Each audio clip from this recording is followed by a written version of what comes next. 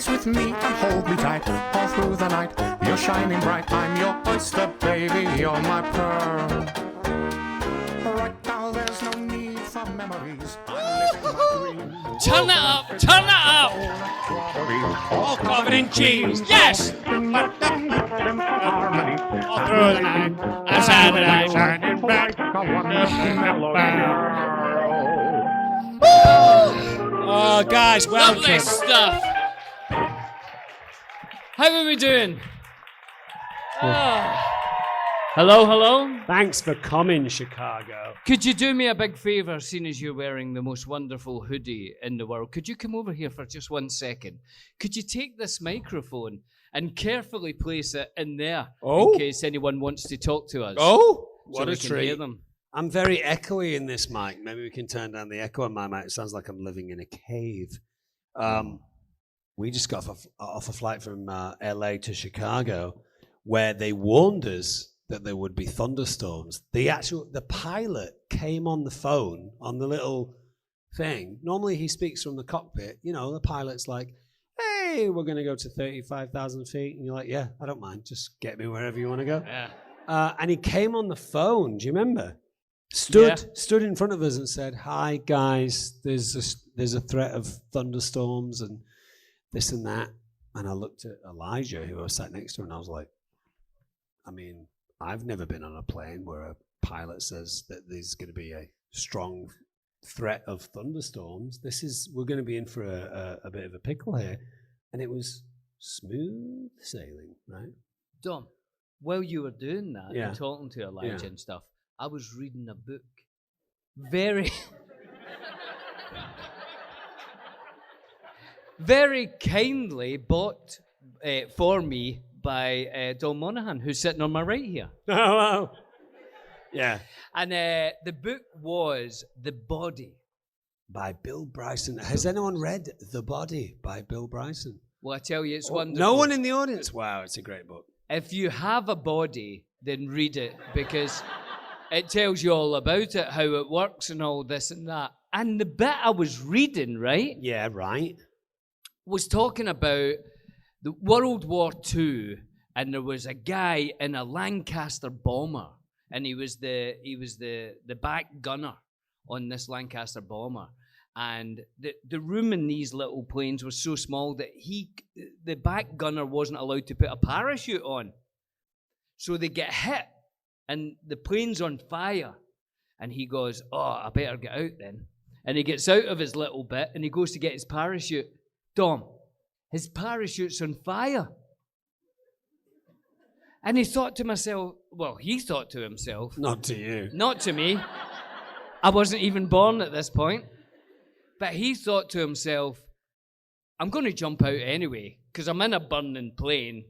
I'm better out there than in here. Yeah. So he said he jumped out, and he said after a little while, he said, I didn't even feel like I was moving. I was just kind of like, he said it was quite peaceful, really. Stasis. And he says, I didn't want to die, but he said I was in a plane in a war. There's a chance. Well, sure. So he put his mind to it.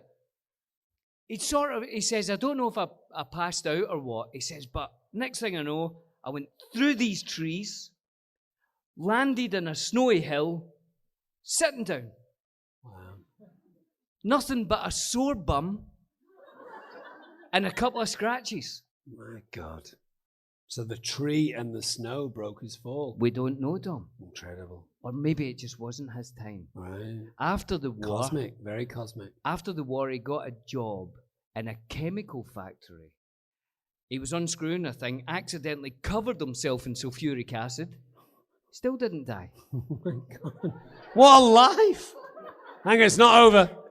Then one day he gets to work, he's walking into his bit, and a metal pole that weighed like half a ton hit him in the head. He still didn't die. Jeez, oh. He died quietly in his bed when he was 67. Well, good for him. Good for him. The things you learn on the friendship. I know. Well, Do you hey, remember let's one bring time- it back to... Go on. Just before we get on to the next thing, just staying with planes, Do you remember when we were making a trilogy of films called The Lord of the Rings? What a fantastic series of films. Well, we were down in New Zealand, and we had to go all over the place, to be up mountains and on rivers and all that. And one time we had to be somewhere, and all the planes were being used. So Pete Jackson arranged us to be on like this 1945 bomber plane. Do you remember that? That they had. I didn't go out the back, by the way, and fall through a tree. But they'd made it into like a commercial plane. So the stewards and stewardesses were dressed in like 1945, like as if they were in the war or whatever. But the plane had been done up. No, so wait, it was whoa. As if they were in the war. Well, They're in the war. no. They're not acting like they're in the war. They're in it, surely. This is us in New Zealand. Oh, I when we're thought making you were Lord of the Rings. saying... Remember in the thing, mate? I thought you Are were you giving listening us... here? Not really. I thought you were giving us a Second World War story No, about this is people us in New Zealand. in bombers and stuff. Do you remember we were on that? You do realise that when we were in New Zealand making Lord of the Rings, that wasn't the Second World War. Oh, I do know that. I know it felt like the Second World War. Okay, so go on. This is not Second Do you World War. remember this? No. And we were on Clearly this not. plane. And like a plane sits like that now, but this one sat like that because it just had the little wheel on the back. But we took off and we're off, and it was like fun. And we're going to the South Island, and everybody's drinking wine and like, whoa, this is great. And we went into this turbulence, and it was just going, whoa, and everybody's still, oh, this is exciting. And then it dropped like 200 feet or whatever it was. It just went, whoom, and all this wine was on the roof Yeah, I of the do. plane and stuff. No, I do remember this bit. Because I dropped my red wine. I was devastated. I know. It was a lovely glass of Merlot. And do you remember the stewardess who was dressed in 1945 garb was being sick Yeah, in the back? she was being sick in the back. I think she passed out. I think she fainted. And we were like, oh, that's concerning. Yeah. Because then you know. And then the pilot, so it was a small enough plane, like Billy said, the plane was small enough that the pilot opened the back door. So let's say this is the pilot flying the plane. He opened the door and he turned around and went, everyone sit down and shut up! That's right. And we were like, oh, God, because we were having fun at that point. Whoa, red wine everywhere. Everyone's having a laugh. Oh, it's a bit bumpy. And the pilot was like, everyone sit down and shut up. And we were like, okay. And I remember I was sitting next to you, and you leant into me and you went, and the laughing stopped. Yeah, Oh, it was that a hectic moment. that was the scariest plane thing I've ever That's done. definitely the scariest plane experience I've ever had. Orlando was sat near me too, and he grabbed my hand, and he was pretty close to crying. Orlando. Oh. I was like, oh God, what are we gonna do? And I was like, we'll be okay. Even if we're not gonna be okay, let's pretend like we're gonna be okay. Because why does it serve us to think that we won't be okay? Hey, Bills. What? Should we do some housekeeping? Housekeeping! How much are you to keep a house so clean and true? Peeling the onion. Who we got? Oh, I was really excited. I was really excited by my harmonies there. It was lovely. I actually I was in the gym the other day, and I slightly messed up. I would say the bottom of my boob, the top of my rib cage. It was really painful. I was leaning into something, right, to try and push something Push down. it It was down, kind of it was like a two-handed Tommy knocker. back thing, bommy knocker thing, and it really smashed into the bottom of my boobie. Do you think it's your intercostal muscles? Maybe, but it's sore. I'll have a look at that book I've got, and I'll see if it tells me anything. The Body about it. by Bill Bryson, which I bought for you. But you know what I did? I did this thing that they recommend in terms of if you have an injury, or you think that if you think that you've injured yourself, or that you think that possibly later on this might turn into an injury. I read that what happens is the brain sends a message, let's say, to that part of the body, bottom of my boob, Right. top of my rib cage, to say, "Ooh, I think we're injured," and your rib cage, bottom of your boob, sends a message back saying, "Yeah, it feels sore. We need to be mindful of that." Now, at that point, a lot of people in the medical industry say what you need to do is stop those messages from going round and round in a circle. Yeah. Because the brain says we're injured, the Yeah. body says we're injured, and it goes backwards and forwards, and it creates this kind of cycle of tension and injury. What you want to do is relax, be like, yeah, that hurt, but let's just kind of relax, realize that we're okay, and then the body can start to heal. So what I did was, after I injured myself, a couple of hours later when it was really hurting, I would use the word smiting at that point. It smoked me. Yeah. It smoked. I had been smoten. I just meditated for about 30 minutes On the boob. on my boobie. I was like, it's okay. It hurts. It's not going to get any worse. It will probably get better if you just relax and be okay with the fact that it hurts. And you know what? It didn't do a thing. No, it actually helped. So there we go. Now, which part is it of your? What is that system called? That like it looks. Is it the parasympathetic? No, it's an easier word than that. Because I was just reading about it in the body. Like right. if you get a flu, what is it in your body that fights it? I thought it was the sympathetic nervous system. No, what's it called? Hello? Yeah, your immune system. I'm so sorry about me. That was too loud, that. Immune system. Yes, the immune system. I was just reading all about that as well. I'll tell you about that later. But Well, let's do it here. I'll read a message here, and then we're gonna very quickly get to the audience. So if anyone has questions in the audience, please feel free to ask us questions. So a question here from Jerry C. in Chicago. That's in Illinois. I'm assuming that Jerry C. isn't here. No, there's no one here.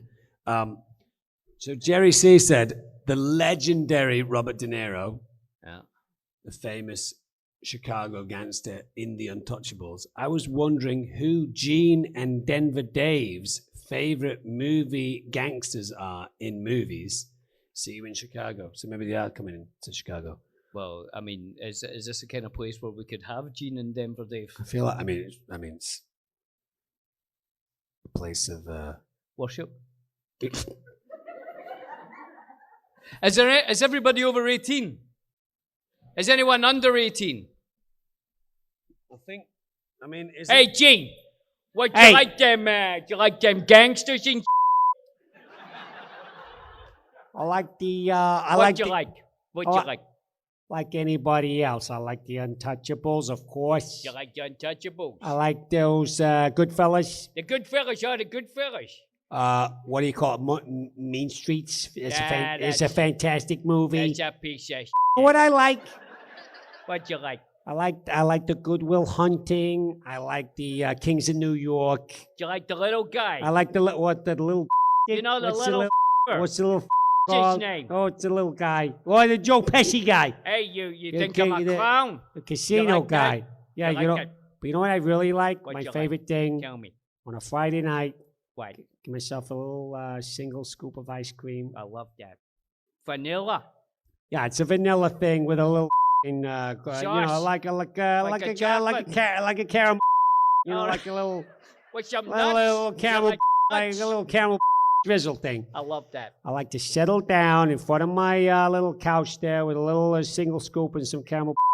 Hey, What? I like the movie Pretty Woman. You like that? I like that Julia Roberts. You know, she goes she's from a good. lady. She's confused. She's like, she's got to make a living. She's on the gotta streets make doing a- her thing. She meets a guy. She's like, hey, I kind of like you. He's like, I kind of like you I too. like you. She's like, I don't want to leave that behind. He's like, leave it behind. Hang out with me. She's like, all right, I'll do that. And then later on, that other girl that she likes, she's like, hey, you So want like, to, hey, what? are you going to leave me behind? She's like, listen, switch gear. You know what I mean? He's in the gigolo thing. He's the officer, the gentleman. What you going to do? So The Pretty Woman? Yeah. I like the Pretty Woman I thing. never seen. I'll watch that. Yeah, that Julia Roberts, she looks like she sleeps with like a coat hanger in her mouth. or Yeah, she something. got a big mouth. She puts 2 billion balls Yeah, in it's there. fantastic. It's So, amazing. Thank you, Jerry C. What a Thank you, fantastic Jerry question. C. We've got a question here Hey. about a classic dish. Tiffany T. Tiffany Tiffany T. T. from Tiffany T. Chicago, Illinois. By the way, Dom, if this was Yeah. a map of the United States of America, Yeah, go on. Florida, New York City, California, Yeah. where is Chicago? Chicago. Well, we're here, so I have looked into this. But I might not get this right, but I feel like Chicago's kind of there. Where? There? No, there. Is it that far over? Wait. This way. That way. Oh! Hey!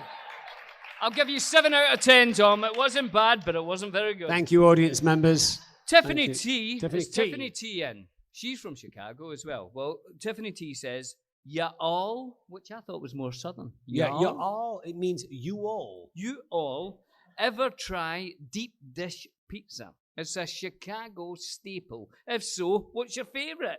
And do you like it better than New York style? Careful if you're answering this in Chicago. Now, that's a great comment there because a lot of people in Chicago are very inclined to the deep dish pizza. Pizza. Pizza. Is that how they pronounce it here? You like that pizza?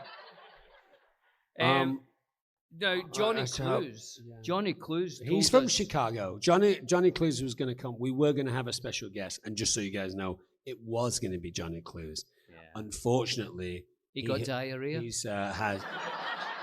I mean, he actually described it as explosive diarrhea. He's on the toilet Coming now, out he of says. both ends, he Both said. ends, he says. Yeah, both ends. Mm. So he couldn't make it, but he wanted us to try a deep dish pizza. He told us where, but I can't find it now, Tom. I think I've had a deep dish pizza. You can't say I that. can't. It makes me feel panicky. I think I've had a deep dish pizza before. Don't think I really liked it.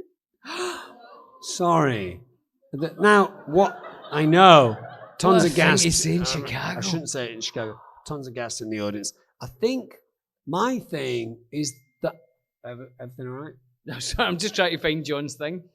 My thing is that I think I might want my pizza to be a little lighter, and obviously the whole vibe of a deep dish pizza is that each slice is kind of a bit of a thing. Do you know what I mean? Like a few slices and you're in trouble. Have you had a deep dish pizza? I have, and I think if you're hungry, it's good. And if you get a good dough, because you don't want a bad These dough, are right? filthy. Oh my God. They're absolutely filthy. But still, they're good for seeing stuff. Not really. I'll give them a clean for you. But Right, go on. thanks very much. Go on. No, I can't read this. Oh, hang on. Preamble. I think he would. Preamble. Oh, there we go. Was it the art of pizza? Art, A-R-T. I think John says that's So- the place to get it. Yeah, so- art. Yeah, we were going to have John come on. We did say to John, as a Chicago native, you decide what we bring on. We've already established Jardinera, which might be my all-time favorite thing that we've... Yes, good applause there. Oh, is that from here? Jardinera's from Chicago. Oh, my. My all-time favorite thing that we've ever had on... Yes, over there in the back. My on wife WWW. eats it like it's candy floss. I probably eat a big jar in a month. I love it in pasta, in rice, in Eggs. scrambled eggs. Yes, madam. Jardinera. It's- Have you never tried it? Oh, it's a Chicago staple. Where's Louisiana? If my hand. It is basically a combination of carrots, celery, and chili peppers in olive oil. And obviously, the oil gets hotter and hotter the longer that it's in the chili. So you end up with really hot chili oil, which is fantastic and you can use for cooking. But the vegetables, carrots, celery. Anyone else know what else is in there? Chilies. Hello. Jalapenos, cauliflower, lovely stuff. Hang on. I feel like we're being shot there. Someone's shooting us with vegetables. Cauliflower, carrots. It's fantastic with scrambled eggs. I taught Elijah my scrambled egg dish yesterday. So Elijah was cooking for his young family yesterday. And when we were in Denver, I said to Elijah, I have an amazing scrambled egg. It's not even a recipe, it's a method. It's not even a different way of cooking. Well, actually, it is a different way of cooking scrambled eggs, but it's not. It includes just scrambled eggs, that's it. And I was like, it's just a way of cooking it. You get as much air in it as possible. So I was talking Elijah through it yesterday, and he smashed it. and he loved it. And he said he'll never cook scrambled eggs again. And I said to him, if you want to take it to the next level, get a jar of jardinera, and when you're finished with those scrambled eggs, just put a tiny little dollop of jardinera on top. It's insane. It's changed my life. But if we were going to have deep dish pizza, where would we get it in Chicago? Whoa, fight! Giorgio's, deep dish, what? Gino's, Illuminati, what? Fino's, whoa. There's a lot of Geno's. I'm going to go to Geno's. Is it nearby? Do they deliver? What should I have on it? No, he doesn't eat meat. He doesn't eat. Well, you've been eating a little bit of meat, but I've been back to eating meat. But you're not a massive meat eater. I'm eating a lot of meat. Oh, he's a massive meat eater. I don't know what happened. I was vegetarian for 15 years, and then I don't know, a cow looked at me the wrong way or something. Don't know what happened. It can happen. We've got our final question here before we move on to. Let's have questions from the audience. Just calm down, Billy. I mean, they're all here. Why wouldn't relax for a second? Oh, please, Dom. So John James from Oak Park in Illinois, Chicago, said, I'm not sure if you've seen the Chicago flag. Didn't even know that Chicago had a flag. Sorry.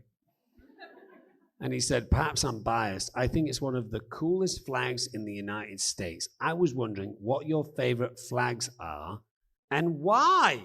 Well, that's a good question on flags. I enjoy a Japan flag. I know Billy does too. The land of the rising sun. That's a wonderful flag. I enjoy a Cameroon flag. They have a wonderful flag. There's a Shag. You're drunk. Flag of Chicago. Is that it? 4 stars? Do we know what the 4 stars represent? Hang on.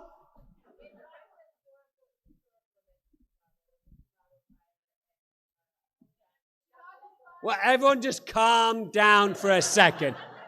Why don't you go to the mic? We've got the Chicago Fire. This is the kind of please approach the mic. Information we need. The 4 stars represent 4 significant events in the history of Chicago. We've established the Chicago Fire. Please go on, my dear. Come on. Do you know the other 3? If not, you can just give us what you have.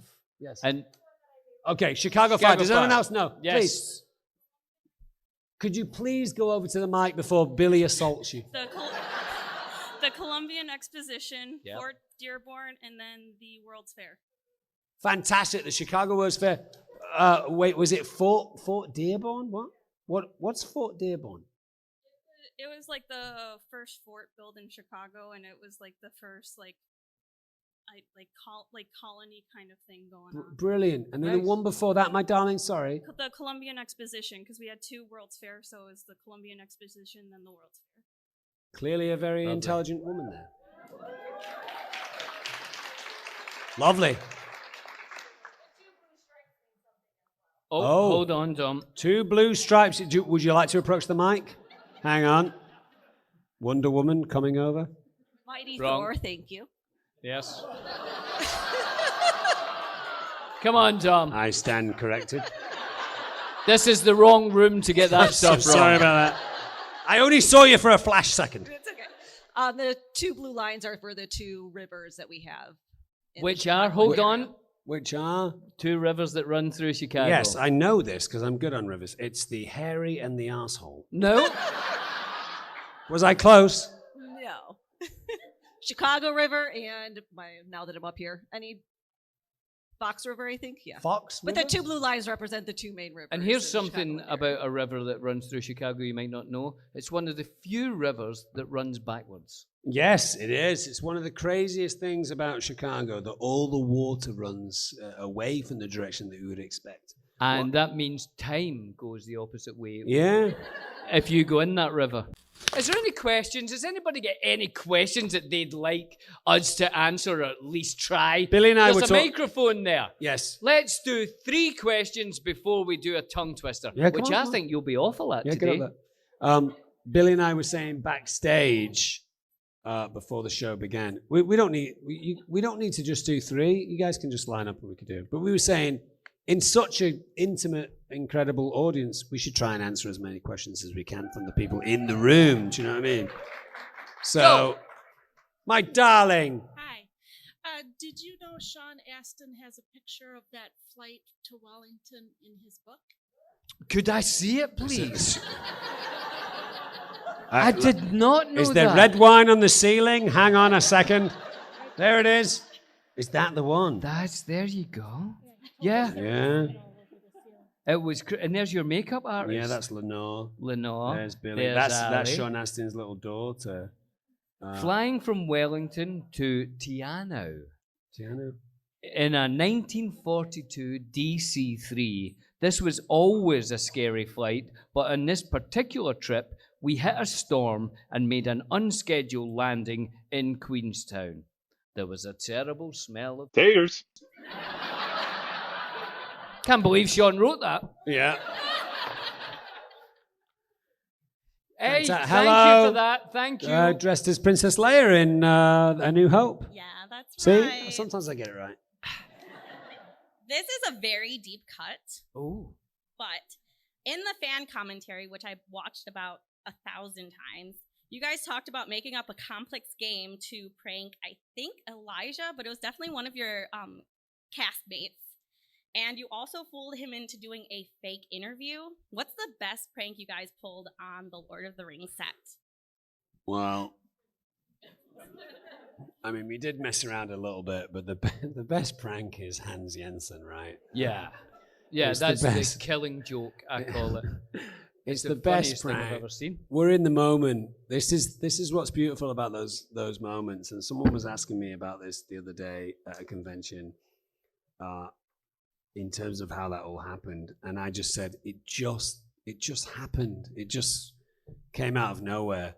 Billy and I were approached by a publicist that I believe was working for New Line, because we were working for New Line at the time, doing press in Europe, and Elijah was in New York doing Saturday Night Live, and he'd been rehearsing, but a few hours or a couple of hours before the show of Saturday Night Live, he was doing press. So Elijah was expected to do a few hours of press for Lord of the Rings and then go into his performance on Saturday Night Live, and it was going to take him into midnight, 1 a.m, and he was jet lagged and he was exhausted like we all were from doing a press thing. And she actually said to Billy and I, can you just go into that room and say hello? Can you just go in and say hello? Say, hey, Elijah, we love you. How's it going? Are you good? Oh, well, yeah, we're getting the same questions as you. And, you know, it's crazy. And we can't wait to see you in wherever, London, Sydney, Japan, wherever we were going. And we were like, yeah, of course we'll do it. And she left. And Billy and I were chatting, didn't think anything of it. And then when she came back, I remember saying to her, wait, so how does it work? Elijah chats to us, we chat to him. And she was like, yeah, Elijah chats to you guys, but he can't see you.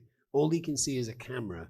You can see him on a TV screen, but he can only see a camera pointing towards him. And I was like, oh. And to give Billy his credit, because, you know, Billy always tries to live in a place of not doing anyone any harm, I was like, I'm going to mess with him here. And Billy's like, you know what? You should do that. I do remember that. I do remember, because I was like, come on, let's go fuck. And also, I think we said if both of us went in, he would know. He would probably know. Yeah, because he'd be like, it's normally one person interviewing someone. Suddenly two people are interviewing. Kind of know who it is. Billy was like, you know what, go do it. So I went in with nothing. I pretended like I had papers, and I pretended like I had something to present. And what I was desperately trying to do in those questions was see if Elijah could work out it was me.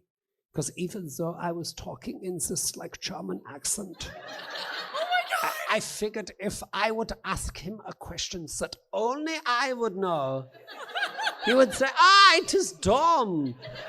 But he never did. And I ramped up the questions to see if he would figure it out, and he never figured it out. So and the whole when will you wear wigs thing, this happened from Elijah and Billy and Sean and Orlando and Vigo and I would jump in and out of these interviews for years, for 2 or 3 years running. And it would be us in LA, in London, in Berlin, in Japan, in Sydney. And we would all be in different states of haircuts. And sometimes Elijah or I or Billy would be in a Hobbit wig, and then not a Hobbit wig, and then a hoodie and all this kind of stuff. So what I wanted to say to Elijah at the start of those questions as a confused German interviewer was, how does that work? How does your hair go from short to long and long to short? And I wanted Elijah to be annoyed by the fact that, well, clearly we're wearing wigs, and I'm not Frodo, I'm a different person. So I said, do you wear wigs? And he said, no, I do not. And I thought, yes, he does. I've seen him wear wigs. So I go, have you worn wigs? Knowing that he had worn wigs. And he goes, no, I have not. And I think, yes, you have. I've been on set with you. You've worn wigs for like a year and a half. So I go, will you wear wigs? Like, is there a chance in the future when you might wear wigs, since I've seen you do it in our present? And Elijah goes, maybe. And then I go, then will you wear wigs? And then Elijah goes, bah! So it honestly just organically happened, and it was not something that I came up with, but I was fully aware that this joke had somehow spiraled out of complete control in the moment. And it was one of my favorite moments to be in the moment, because it just happened, and it just happened to be funny, Very funny. Thank you guys. You're Thanks. the funniest and best hobbits. Thank you. That's so sweet. Thank you. Hi. Hello. Sorry, 12-year-old me right now is going insane. I love it. My question is, obviously, I liked Lord of the Rings since I was a kid. I read the books. Everyone was reading Harry Potter, and I said, why would you read that when you can read Tolkien?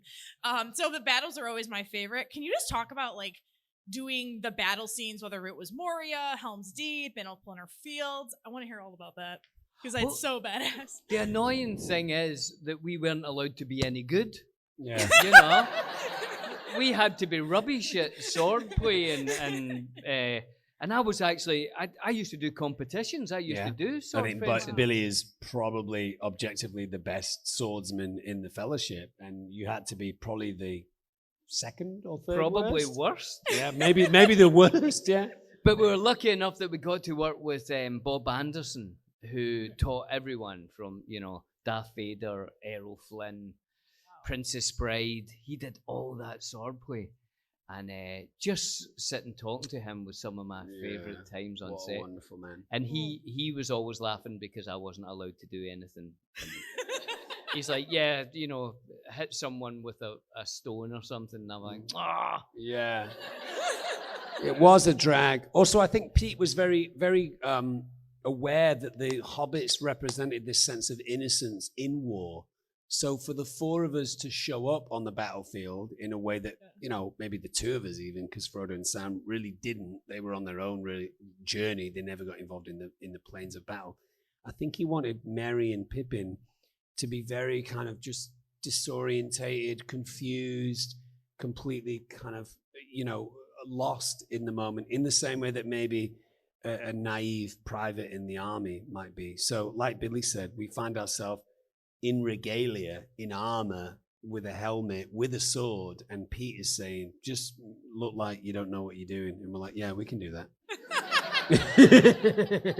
I didn't like my helmet either. I was always trying to take it off, and he's like, Pete really likes helmets. He loves them. He loves it. And one time, I went to Weta to get my helmet, which ended up being that sort of Gondorian. But as it's written in the book, it says it has wings on the side, magnificent wings and all that. And they made this helmet that had wings like that. And I don't have a very big head. And I thought it was a joke when I put it on. I was like, and these guys are amazing, the stuff that they made. But I put this helmet on, it was like that.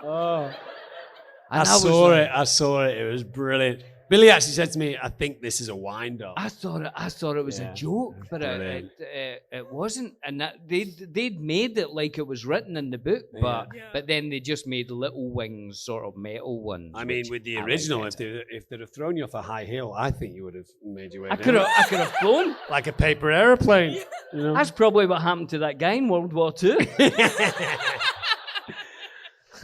Thank you for your question. Thank you. We better watch them. We'll do. I think just one more question. Well, should we there's do other things to do. Why don't we do questions during our Billy and Dom Eat the World? We could get a combo. We could eat and. But I really want to do the tongue twister because I feel as if your mouth isn't working great. No, my mouth is terrible today. I had one. So gin and tonic I think I might win this. Do we have a? We do. Well, darling, before we do a tongue twister, what's your name and where'd you come from? Okay, my name is Lana. I'm from Detroit. So Hi. my hand is a map of Michigan. I'm from here. Lovely stuff. And Michigan, that's what people say, isn't it? Michigan. They say it's like a hand. Michigan. Michigan. Do you know I've got relatives in Michigan, so I used to go quite a lot. Sweet. I know Michigan really well, but I call it Michigan. Yeah. Not that well. Where Mount Clemens. Yep. You know Mount Clemens? Yeah. Not my side of town, but yeah, definitely I know where Mount I Clemens used to is. hang Oh, around don't. He there. doesn't know it. Don't act like he knows it. And It's there's like, do you know a mountain that I know in a city that my family came from that I've never been to? There's a German town there, isn't there? Frankenmuth? What? I think it's Frankenmuth. Frankenmuth. And they have an all year round Christmas store. Oh, wonderful. Yeah, don't even get, yeah. Look, see? There he is. There's Santa Claus. The Santa Claus. Well, do you have a question, my dear? Yes. Hopefully, I don't know if anybody would remember this from an episode of the podcast. The funniest thing I think I heard on the podcast was Billy talking about this elderly gentleman on Antiques Roadshow. Yeah. And the clove of garlic. If you haven't heard it, you look it up. I'm not going to repeat what you said. But has anybody found a clip of this anywhere online? Because I searched for it. And I couldn't find it. Does anyone know what she's talking? What was your name again? Sorry. Lana. What Lana's talking about? Honestly, I think Billy's made this up. I did not make it up.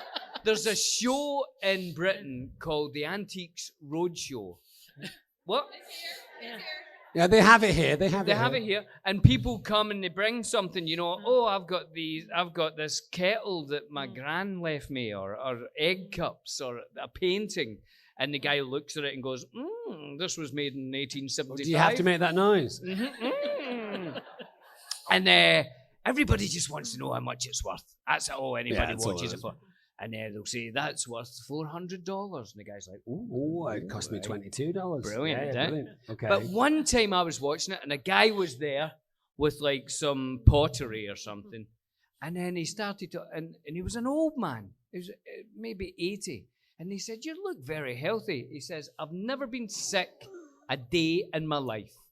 And the guy says, that's amazing. How is that? How can that happen?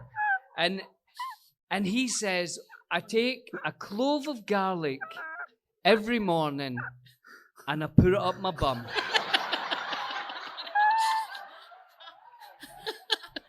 And you could see the Antiques Roadshow guy was a bit shocked because he's just wanting to tell people how much pottery is worth, you know? So he didn't really know what to say. And he said, a single clove of garlic? Yes. He says, I take a single clove of garlic and I put it up my bum. And I remember watching it and I had a lot more questions. But the Antique Roadshow guy didn't. He just left it at that. And no one seems to be able to find this footage. Yeah, I think he's made it up. I've not made it up. You could not make that up. No, you couldn't. You would hope not. I want to find it. Well, what a fantastic Tongue question. twister. Tongue twister. Thank you, my dear. We will get to these questions. We'll do. Yeah. In fact, what's your name and where do you come from? Beverly, Hi, and Beverly. I came from Louisiana. Hi, Louisiana. Louisiana. Now, if you don't mind, Beverly. Yes. Beverly. Yes. If you don't mind, Beverly, we need a judge whenever we do a tongue twister because Dom is very, very hard on me. I'm very hard. Very strict. Beverly, would you like to join us on stage? Oh my God. Come on, come with us. Well, you need the mic though, won't you? Oh, there's the mic right here. Oh. Testing. Hiya, Beverly. Come on, Beverly. Come on, Beverly. Come on, up here. Beverly. The wonderful Beverly. Let's Give her a bring round up of the applause. tongue Thank twister. you. Come sit with us, Beverly.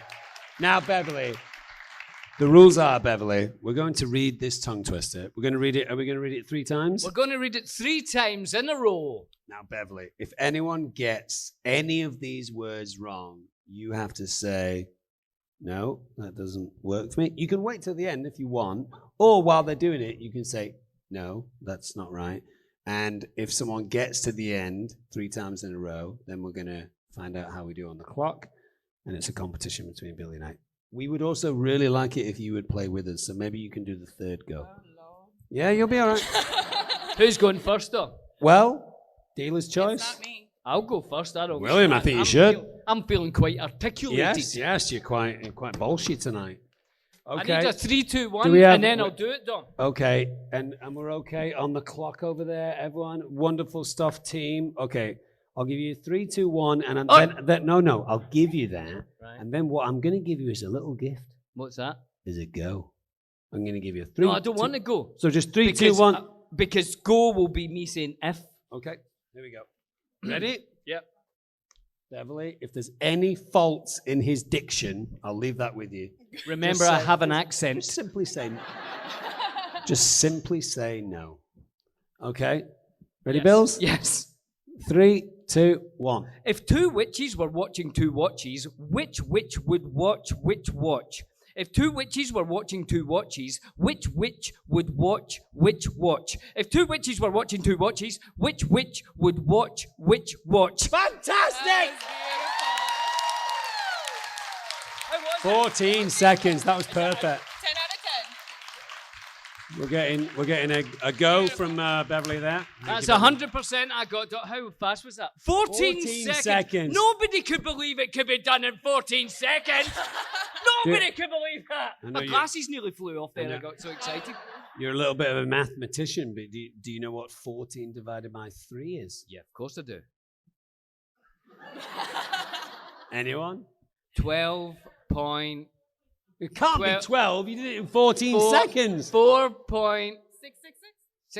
4.666 a go. All right, I'm ready. Are you ready, Dom? All right, Are give you me a 3, really 2, 1. ready? I'm ready.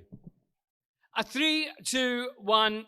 If 2 witches were watching 2 watches, which witch would watch which watch? If 2 witches were watching 2 watches, which witch would watch which watch? If 2 witches were watching which watches, which witch would watch which watch? What?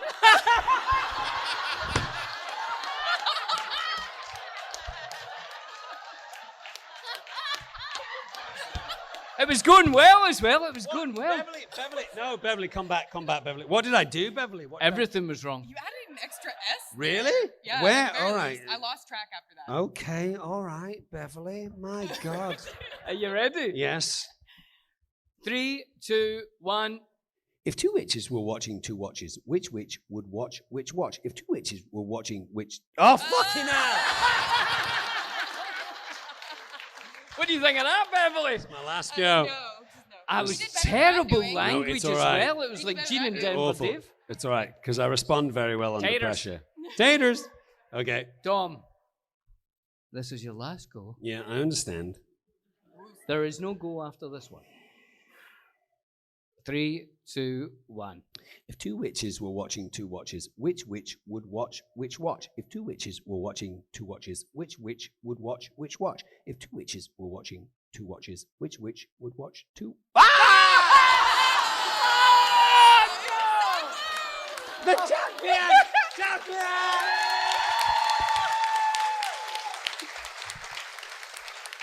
Beverly. That's the first time he's beaten me. Now over to Beverly. Do you want to take this match or this match?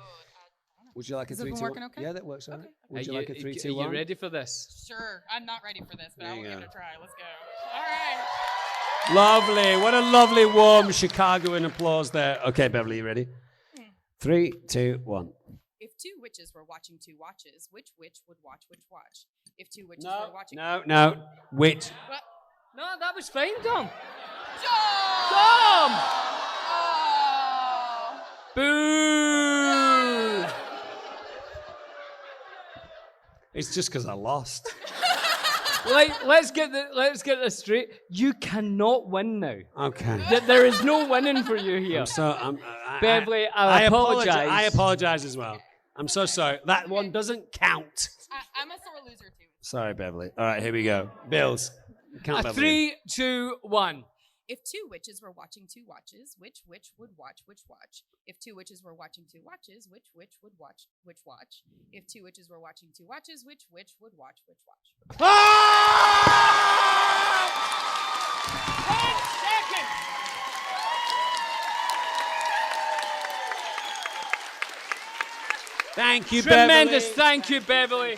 Yes, thank you. Thank you, Beverly. Amazing. We've obviously got a gift for you, but I don't know what it is, and it'll come later. Hey, Bills. We came on. I came from Louisiana so she could see you. Oh, Give me a lovely. Oh. Oh, she's a Pippin fan. Billy. She must be Scottish. Look at her hair. She must have fantastic taste in men. Tom. Oh yeah. Hey, we should eat the world. We've got no time. One question and then eat the world. Okay. You said. One question.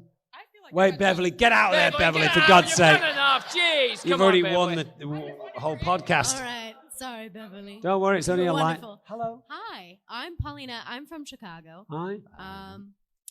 Being that this is a podcast about friendship, one of the first things we ask our new friends as a litmus test is what Tim Curry movie you recognize. Like, which movie do you associate with Tim Curry? What's the first one? Oh, wow. What a I great don't like actor. being part of a litmus test. Come on. I feel But as if I wanna I be wouldn't be your allowed to join your friend. friendship. Come on. Is No, it it's okay? It's okay. What a great actor. In a lot of different like forms as well. A great musical actor as well Tim Curry. Tim Curry. as well as a great character actor and a scary actor. I'm gonna mention three things and then I'm gonna like isolate one. Legend was the first thing that I saw him in, and he's legitimately terrifying as the kind of devil character in Legend. Rocky Horror Picture Show is an incredible film across the board, absolutely fantastic. But for me, the thing that I identify with Tim Curry the most is probably Clue. He's just so madcap and so he runs that whole thing. It's a film completely existing out of control, and one of the few things that is in control, even though he's not really handling it, is the butler, is Tim Curry, and he's so fantastic in that film. Billy? Do you know something I've noticed over the 20 years that we've known each other? Yeah. If anybody asks you for one thing, It's difficult. you always give them 3 or 4. It's true. It's really hard for me to double down on anything. But I'm glad you answered first, because I was going to say Edward Scissorhands, because I thought you were talking about that director. What's his name? Oh, Tim Burton. Yeah, that's somebody totally different. Rocky Horror Picture Show. Wow. Oh! What a movie. What? What? What a movie. Ooh. Just so you know, Fantastic. you're both past the litmus test. Thank you.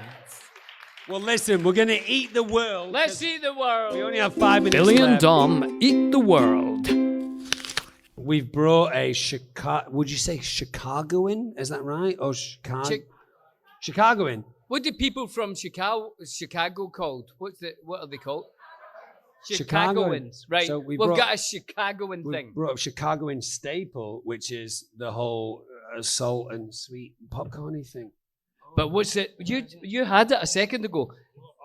Has everybody got some? It's people, right? Well, You're everyone allowed grab to your bag. open them now, but not eat them yet. Only open and smell.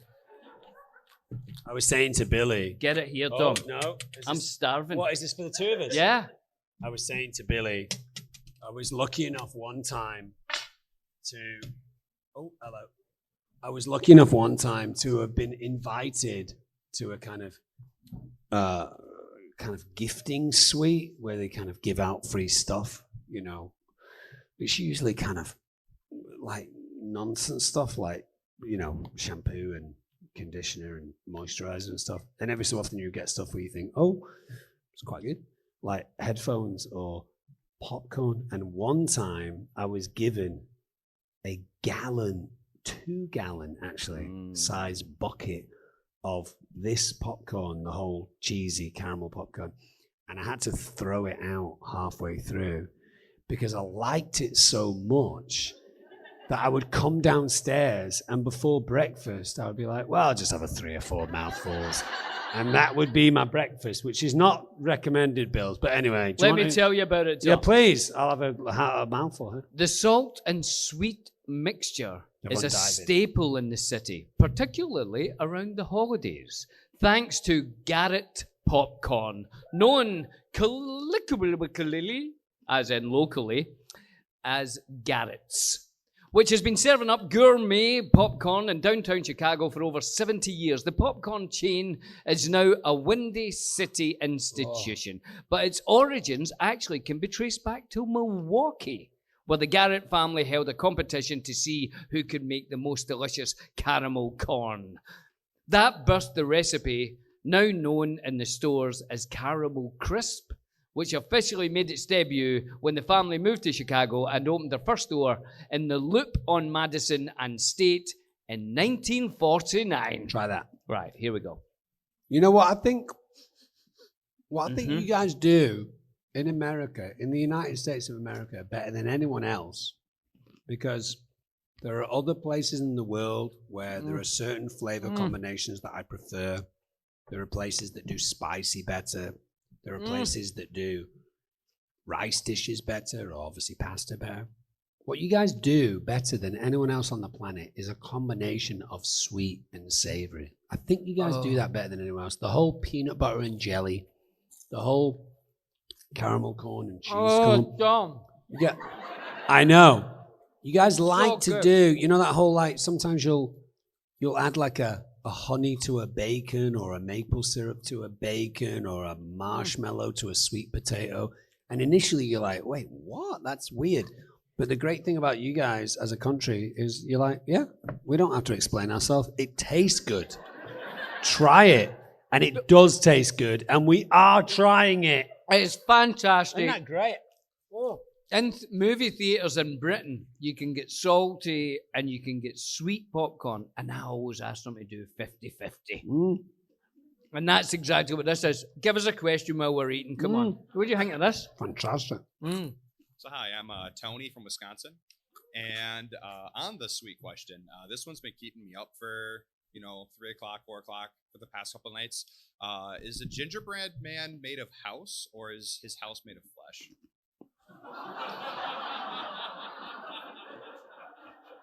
Good question. That's profound. What do you think?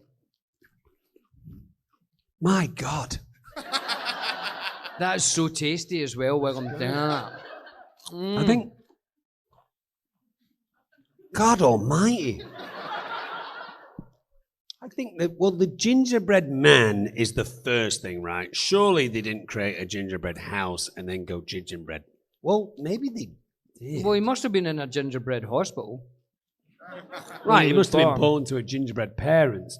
But didn't they live in a gingerbread house? And was there a gingerbread doctor? Right. I mean, that's an extremely profound and confusing question. Can we get back to you on that one? Yeah, you can. We'll answer that at a different... Thanks for stumping us. No, it's a good one, though. It's good. It's like a modern-day chicken and the egg thing, isn't it? Tom, let's give it some scores. Really? Are we done? Should we get one more question before the scores? Yeah, that's what I mean. Come on, let's get one more. Come on, What we does got time. everybody think of this anyway? Yeah, is everyone eating it? Is everyone enjoying it? You guys. I'm sure you guys are all used to it. Good. I don't want chocolate. I don't want chocolate on my fingers when I'm eating popcorn. I need to have a little popcorn fork. I don't want that. William, there's a young lady over there. Oh, sorry. Hello. What's your name and where'd you come from? I'm Catherine, and I am from Grand Rapids, Michigan. Michigan. Yeah. Do you know the German town? Yes, Frankenmuth. Yeah. So my question is with most PG-13 movies, you can sneak in the word fuck. So if you could sneak in the word fuck for one of your lines of Lord of the Rings, which one would it be? It's a great question. We've explored this a couple of times on Have the you podcast. seen her T-shirt? No. Yeah! What's up, ladies? Have you worn wigs? Yay! I saw one the other day that made me laugh. It's not a line from Mary, but it's just it is a line in the film. It's a line from Frodo at the very end of Return of the King. Instead of what we hear in the actual film, Frodo just leans towards Sam and says, "Go on, Sam. Give Rosie a Taters." No. I quite like that. Yeah. Yeah. Anyway, you need people of intelligence on this sort of fucking mission quest thing. Brilliant. Thank you. While we get ready to wrap up here and give scores, I'm going to say one more thing about this amazing popcorn that we're eating now, which is from the Garrett. It's from Garrett Popcorn. So I say there is nothing like the sweet and salty combination, says a spokesman from Garrett Popcorn. It's a great surprise. Once you taste it, who knew that the real Wisconsin cheddar cheese and wholemeal caramel would be so delicious together? There's a bit of a badge of honor that comes from being the one who introduced a Garrett mix to another. They'll remember that gift forever. So will you remember that we had this in Chicago? I certainly will. I've had it before, but I don't think you have, right? It's I don't think fantastic. I have, and it is absolutely fantastic. Very I love it. Moorish. All right, we'll give it some scores. Do you have a question, sir? We'll give it some scores while we give it while we answer this question. My name is Jay, and I'm from Chicago. Hey, Yeah. What, bro? I was wondering, in the extended series, sorry, I'm kind of nervous. You know, in it's all the good, man. Two Towers movie, the one of the Orcai feeds Mary grog, and I was wondering, what did they use to chug you down with that grog? What did they use? Oh. So tasty, this popcorn. We've been asked this question a lot. And I actually struggled for an answer. So I reached out to Mark Ordesky, who was one of the producers of the film, a few months ago, just after he came on our podcast. I said, Mark, do you happen to know what Billy and I were forced to drink by the Urukai? Because it's kind of slipped my mind. I would guess, but it wouldn't be right. Mark Ordesky got back in touch with me. And you said it was, as far as they know from the crew, a combination of prune juice and flat, fizzy soda. So I'm assuming maybe, let's say for the sake of argument, a flat Coca-Cola that's been shaken up and all the fizz has come out of it, mixed with prune juice. So you're getting a sickly sweet kind of thing, but with a little bit of, and I'm going to use one of my favorite words here, viscosity. Thank you. Hey, so we give it some scores. Bills. Flavor. Taste and/or flavor. Taters. Hell, I'm going to say. It's a 10 out of 10. Oh! Not been many of those. I'll give it a 9.9. It is amazing. We're going out for dinner with Sean and Elijah tonight, and I'm going to have no appetite, so I'm going to stop now. Right, I'm not. Aesthetics, the look of the tin and the look of the popcorn, but also the look of the tin. You've got a bright yellow with a kind of deep caramel. Oh, God. It's rather unattractive, but like 3 times as tasty.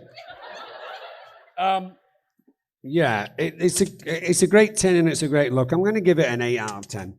Well, no wonder, Dom, because that's lovely, isn't Yeah, it? it's The lovely. flavor, and then the picture of Chicago on the front, the birthplace of modern architecture, and the fireworks. I've got to give that a 9. Oh, it's a 9, is it? And then your favorite category, usefulness. Is it useful? Wait, just before we answer, is it useful? Let's have our final question of the evening. Hello, in your wonderful rainbow tie over there. What's your name and where do you come from? My name is Nicole, and I'm from the Chicago area. Oh, hello. From the Chicago area. My question's kind of specifically for Dom. Oh, good. Stay out of it. So, not everybody may know that you're also a poet.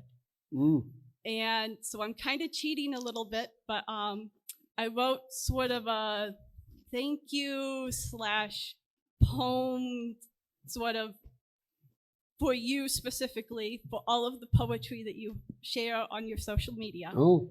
And I wondered whether or not I could give it to you. Oh, well, you can. Would you like to read it, or is that too intimate? I mean, I could, Look, but I still want to give it to you. Well, I would, of course, like to receive it. If you would like to read it out, please. But if you'd rather not read it out, then that's fine too. It's whatever you want to do. I can read it. Okay, come on. Do you want? Who doesn't want to end the show with a poem? Does it start with No, but I'm going to read the title first. Okay.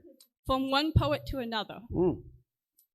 In the echo chamber void of isolation, downtime, and internet wormholes, watching conspiracy theories and misinformation news stories chase each other like an endless Ouroboros, lost in the space between heartbeats, shattered by a sea of scattered pixels.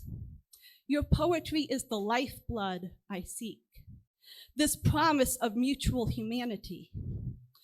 A whispered defibrillation sparked by inspiration and imagery, rhythm and vocabulary. This snapshot of a mental process shared with the world in Polaroid sincerity. Whether it's the ghost in your heart, a feather floating in a glass jar, or a crush leaving the party with an umbrella and a coat made of treacle and starlight. There's kinship in the details, beacons in the space between syllables. In taking my breath away, you remind me to inhale. Oh, that's very sweet. Thank you. Thank you so much. Lovely. Well, I'd love. Can I? Is that a gift? Yes. I'd love to receive a gift. Yeah. Thank you so much. That's very sweet. Well done. It was lovely. Thank you. It's very kind. Wow. I mean, I love writing poetry. It's my all-time favorite thing to do as someone artistic. And if anyone recognizes any element of what I do as a poet, it resonates super strong. So thank you so much for that. That's very kind. Hey, Bills, usefulness. How useful is a salty and sweet popcorn? Well, you can bring it to the cinema in your own right. Or they won't allow you in. Really? Mm-hmm. Or you can stuff it in your pockets, maybe. Yeah. Yeah. Sneak it. Yeah, Sneak snack it. bags. Yeah, yeah. And they sell it in Chicago. Oh, at the cinemas. But what if you had just like that in your cupboard and like a bag of flour, all-purpose, not self-raising, a bar of chocolate, some marshmallows, and an egg? Could you do something? Yeah. Yeah.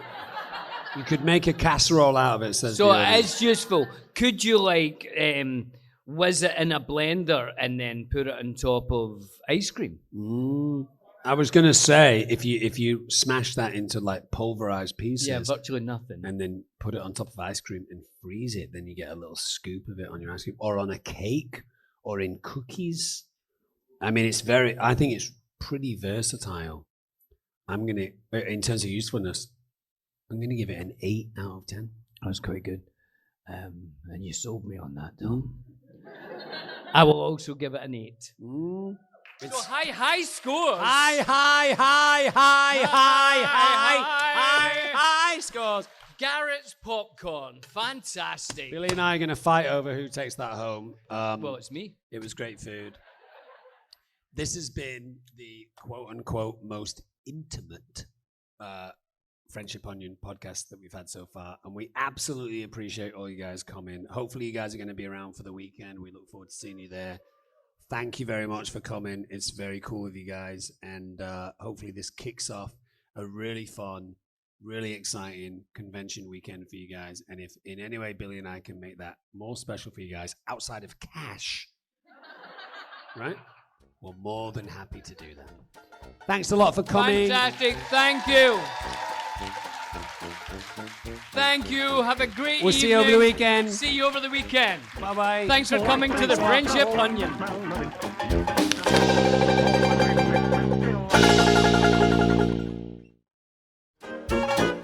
Harmonize with me and hold me tight all through the night. You're shining bright. I'm your oyster, baby. You're my pearl.